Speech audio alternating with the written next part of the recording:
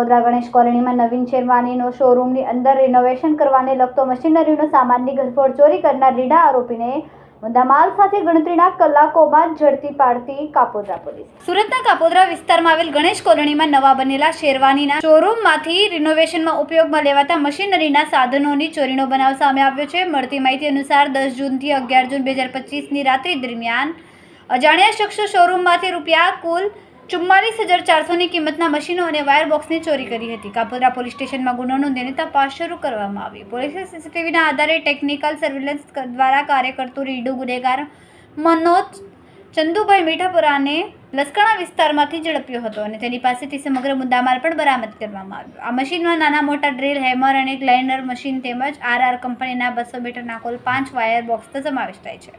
Police તપાસમાં સામે આવ્યું કે આરોપી અગાઉ પણ કામરેજ અને સરથાણામાં વિવિધ ગુનાઓમાં સંડોવાયેલો છે.